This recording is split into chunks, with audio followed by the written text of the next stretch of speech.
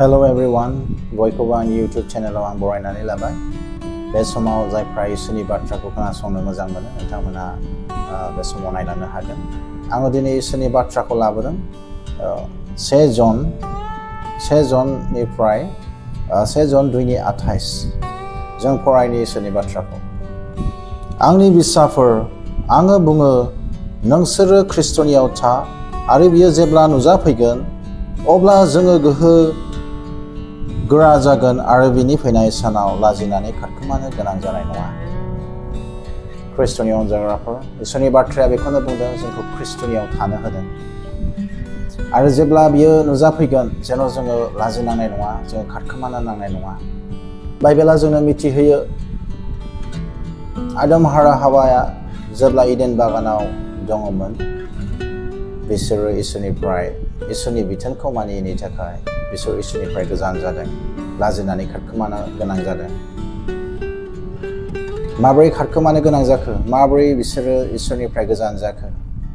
मानोना गोबां इसोरा बिसोरनो आशीर्बाद होदोंमोन, आशीर्बादनि बिफां होदोंमोन, नाथाय बिसोरो फांसे बिफाङाव नोजोर होदों जेया इसोरनिफ्राय माना दंमोन, बादा दङमोन। फांसे बिफाङाव बिसोरो नोजोर होदों, जायनि थाखाय बिसोरो इसोरनिफ्राय गोजान जानो नांदों। जानो हागौ गोबां सुबुंफोरनि जिबनावबो बेबायदिनो गोबांथार इसोरा आशीर्बाद होनायनि उनावब्लाबो जोङो मोनसे फिसा प्रब्लेम फैयोब्ला बा जेंना फैयोब्लाबो जों बे जेंनानि सायावल' फकास खालामो, नोजोर होयो आरो इसोरनि गोबांथार आशीर्बादखौ जोङो बावगारलाङो, जायनि थाखाय जों इसोरनिफ्राय गोजान जालाङो। जेब्ला आदम आरो हावाया पाप मावदोंमोन बिसोरो इसोरनिफ्राय गोजान जानो थैनायाव बिसोरनियाव फैदों। पापआ बिसोरखौ इसोरनिफ्राय गोजान खालामदों आरो पापआनो बिसोरनि जिबनाव लाजिनांनाय आरो गिनायखौ लाबोदों आरो बिसोरो इसोरनिफ्राय खारखोमानो गोनां जादों। ख्रिस्ट'नि अनजाग्राफोर, जानो हागौ आथिखालावबो गोबां सुबुंफोरा दिनै बेबायदिनो जिबन खुंनानै दङ, इसोरनिफ्राय गोजान खारखोमानानै थानानै दङ, पापखौ मावनानै संसारनिफ्राय दोनखोमा गावनि पापफोरखौ दिनै खारखोमाबायदों। आंखौ सोरबा मिथिसि गावनि पापफोरखौ मावनायखौ सोरबा मिथिसि मोनदों। समाजाव गोहो गैयै जादों, न'खराव गोहो गैयै जादों, मानोना पापखौ मावखोमानानै बिनियावहाय गिनाय आरो लाजिनांनाया हाबनानै थाबाय। जानो हागौ नोंथांनि अबस्थायाबो दिनै बेबायदिनो दङ। नोंथाङा जानो हागौ गिर्जायाव थांदों, इसोरनि बाथ्राखौ खोनासंदों, नाथाय नोंथांनि गोसो अन्तराव सिङावहाय पापआ खामानि मावगासिनो दङ। नोंथांनावहाय गिनाया दङ, मानोना नोंथांखौ सोरबा मिथिसिनो मोनगासिनो दं आरो नोंनि गोसो अन्तरनि सिङावहाय इसोरनिफ्राय नों गोजान जानानै दङ, नोंनि न'खरनिफ्राय नों गोजान जानानै दङ। ख्रिस्ट'नि अनजाग्राफोर, जानो हागौ नोंथाङा संसारखौ थगायनोबो हादों। जानो हागौ गोबां मानसिफ्रा दिनै संसारखौ थगायनायाव साक्सेसबो जादों, पापनि जिबनखौनो खुंबाय थादों। नाथाय बाइबेला बुंदों इब्रायारिनि 4:13 इसोरनि सिगाङाव मुवा मुंसेबो थाखोमानो हाया, दाजानाय गासैबो बिनि सिगाङाव रोखा नुजाखायो। जों बयबो बिनि सिगाङाव गाव गावनि हिसाब होनांगोन। बाइबेला जोंनो बेखौ मिथिहोयो, इसोरनिफ्राय जों रावबो खारखोमानानै गनो हाया। जानो हागौ नोंथाङा संसारखौ थगायनायाव साक्सेस जादों, जानो हागौ नोंथाङा खाथिनि मानसिफोरखौ थगायनायाव साक्सेस जादों, नाथाय बाइबेला बुंदों नों संसारखौ थगायनो हाब्लाबो, संसारनिफ्राय थाखोमानो हाब्लाबो इसोरनिफ्राय नोंथाङा थाखोमानो हाथारनाय नङा, मानोना दाजानाय मानि बिनि सिगाङाव रोखायै नुजाजोबो। बेबायदिनो आदम आरो हावाया पाप मावनानै जेब्ला खारखोमाबायदों, बे बेलासियाव इसोरा बिसोरखौ गाबज्रिदों। बे बेलासियाव इसोरा बिसोरखौ गाबज्रिदों, आदम नों बहा दं? अब्ला आदमा गिनायजों लाजिनायजों बियो खारखोमाबायदों। दिनैबो नोंथांखौ इसोरा गाबज्रिदों, नोंथाङा बहा दं? नोंथांनि आत्मिक अबस्थाया बहा दङ? नोंथाङा इसोरजों सोमोन्दोआ माबायदि जानानै दङ? नोंथाङा इसोरजों जे सोमोन्दो बेयो बायग्लिनाय अबस्थायाव दं नामा? इसोरा दिनैबो नोंथांखौ गाबज्रिदों।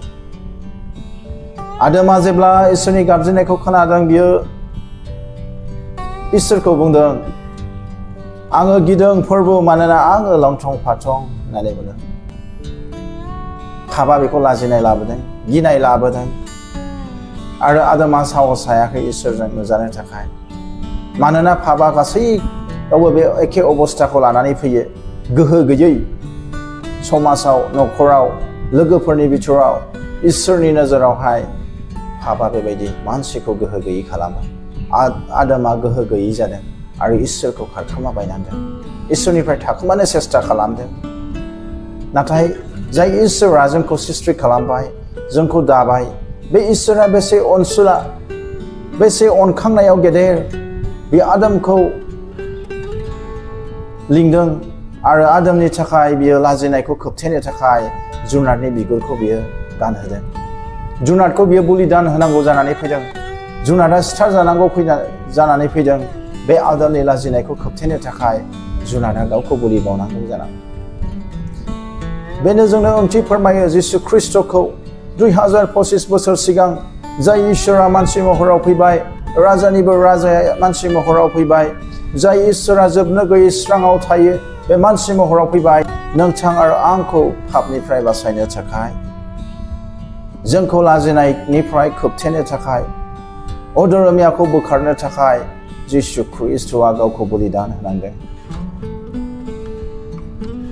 गावनि गोथार थैखौ बियो फसरदों कालभारिनि क्रुसाव, जेन' नोंथांनि लाजिनांनाया खोबथे जायो, नोंथांनि पापफ्रा हुकुमर जानायखौ मोनो आरो नोंथाङा बे खसाबखौ मोनो जे खसाबा धोरोमिया। बे धोरोमियानि खसाबखौ गानहोनो थाखाय दिनै जिसु ख्रिस्टआ गावखौ बलिदान होदों क्रुसाव, बे कालभारिनि क्रुसाव। नोंथाङा बे खसाबखौ नाजावनो हागोन ना? नोंथांनो दिनै जिसु ख्रिस्टआ बे खसाबखौ जासिदों, धोरोमियानि खसाब, जायखौ जोङो गावनि करिन्थियानि 5:21 जों नुनो मोनो। ख्रिस्टहा पाप गैयामोन, नाथाय जोङो बेजों खौसे जानानै इसोरनि धोरोमिया सानजानाय बायदि इसोरा जोंनि पापफोरखौ बिनि सायाव होबाय।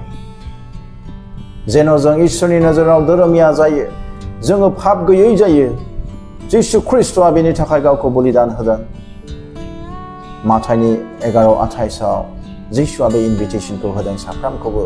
मेंनाय सुबुंफोर, पापजों मेंग्लिनाय, देहायाव सैनांनाय मेंग्लिनाय, नोंसोरो आंनियाव फै, आङो नोंसोरनो जिरायनो होगोन। दिनै बे धोरोमियानि खसाबखौ नोंथांनो होनो थाखायनो जिसु ख्रिस्टआ फैदों बे संसाराव, गावखौ बलिदान होदों। जेरै आदम आरो हावाखौ इसोरा जुनारखौ सिथारनानै बिनि आदम आरो हावानि लाजिनांनायखौ खोबथेनांदों, दिनै जिसुआ गावनिनो सासेल' फिसाखौ जोंनि थाखाय क्रुसाव बुलि होदों, जेन' जोंनि लाजिनाय, जोंनि पाप, गिनाय, थैनाय बे गासैबो जोंनिफ्राय गैया जायो, जेन' जों बेनिफ्राय उदांस्रि मोनो। बिनिखायनो बे गावनिनो सासेल' फिसाखौ जोंनि थाखाय क्रुसाव बलिदान होदों। दिनै बे बलिदाननि दुवारै नोंथांनि गासै पापफ्रा, नोंथांनि गिनाया, नोंथांनि लाजिनाया हुकुमर जागोन। नाथाय ख्रिस्ट'नि अनजाग्राफोर, मानसि माहारिया मा खालामो? पाप मावब्ला जोंनि इसोरनिफ्राय गोजान खारखोमायो, समाजनिफ्राय जों खारखोमायो, न'खरनि आन्दोआव जोङो थायो। नाथाय बाइबेला जोंनो मिथिहोदों पाप मावनानै खारनाया बे मुर्खतानि खामानिसो होननानै बुङो। बे मुर्खनि खामानि जोङो नुनो मोनो। जेब्ला सासे जिनाहारियाव गोग्लैनाय आइजोखौ हमनानै लाबोदोंमोन जिसुनियाव, आरो बिसोर गासैबो जिसुनियाव बुंफैदोंमोन बे आइजोआ बेबायदि खामानिखौ मावबाय, बेनिखायनो आयेना मा बुङो खुबैथारनो थाखाय बिसोर रेडि जादोंमोन। अन्थाइ लानानै बिसोरनि आखायाव रेडि दंमोन बे आइजोखौ खुबैथारनो थाखाय। जिसु ख्रिस्ट'आ बिसोरखौ बुंदों जायहा पाप मावाखै बेनो सिगांग्रो खुबैग्रोनो हागोन। अब्ला बिसोरो गावसोरनि जिबनाव नायदों आरो मोनदांदों, औ आंथ' बेबायदि पाप मावबाय, औ आंबोथ' बेबायदि पाप मावबाय। बयबो गाव गावनि जिबनाव गोग्रोमनानै नायदों, बयबो नुदों बयबो पाप मावबाय, आरो बिसोरो आरो बे आइजोखौ खुबैथारनो हायासै। बिसोरो साफा साफा गेदेरनिफ्राय उन्दै साफ्रामबो अन्थाइखौ गारै गारै बिसोर थाबायलांबाय, इसोरनिफ्राय जानगाराव थांबाय, जिसु ख्रिस्ट'निफ्राय गोजान बिसोर थांबाय। आरो जेब्ला गासैबो थांबाय, जिसु ख्रिस्ट'आ बे आइजोखौ सोंदों, मा नोंखौहाय बिसार खालामग्राफ्रा थांबाय नामा? जाकबनि 2:10 बेखौनो बुंदों, सोरबा आयेननि बबेबा मोनसेखौ सिफायब्ला बियो गासै आयेनखौ बारसिनाय जागोन। जानो हागौ नोंथाङा मानसि सिथाराखै जानो हागौ नोंथाङा सिखाव खावाखै नाथाय नोंथाङा सोरखौबा थगायबाय नोंथाङाबो आयेनखौ सिफायबाय बिसोर गासैबो गेदेरनिफ्राय उन्दैसिम बिसोरो गाव गावनि जिबनखौ गोरोबनानै जेब्ला मोनबाय गाव गावनि जिबनावबो पाप दङ अब्ला बिसोर गासैबो अन्थाइखौ गारनानै बिसोरो खारलांजोबबाय नाथाय बे आइजोआ जिसु ख्रिस्टनि गुदियावनो बे थादों बिनि बिसारुफ्रा खारजोबलांब्लाबो गोजान जाब्लाबो बे खारखोमा लाङाखै जिसुनिफ्राय बे इच्छा जायोब्ला थांनो हागौमोन आंखौ दसि खालायग्राफ्रा रावबो गैलिया आंबो खारखोमा लांसै आंबो थांनोसै होननानै बे थांनो हागौमोन नाथाय बियो सानदों जानो हागौ दिनै बे जिसुनिफ्राय आं गोजान जागोन नाथाय सानसेथ' आं बिनि सिगाङावनो गसंफिननांगोन बे संसार जोबखांनायनि उनाव आं बिनि सिगाङावनो गसंनांगोन अब्ला आं बाहा खारनानै गगोन बे गावखौ नम्रता गुरै खालामनानै जिसुनि सेराव बे थाबाय थादों जिसुनि सेराव बे गावखौ दोनबाय थादों ख्रिस्टनि अनजाग्राफोर साबसिनथार खामानिया बेसो मोजांसिनथार खामानिया बेसो जोङो जिसु ख्रिस्टनियाव गावखौ गुरै आरो नम्रता खालामनानै गावनि पापखौ निमाहा लानानै बिनियावहाय थानायासो साबसिनथार खामानि गावनि गासै पापफोरनिफ्राय उनदाहा खालामनाय गावनि पाप जिबननिफ्राय गिदिंफिननानै जिसुनियाव थानायनिफ्राय साबसिन आरो जेबो गैया जेरै गोमानाय फिसाज्लाया बियो सानदों बिफानिफ्राय बे गोजान जानानै गोबां सैनांदों पापआव थानानै बे गोबां सैनांदों नाथाय बे जोबनाय समावहाय बिफाखौ बे गोसोखांदों आं आफानि न'आव थांफिननोसै बे गोसोखांदों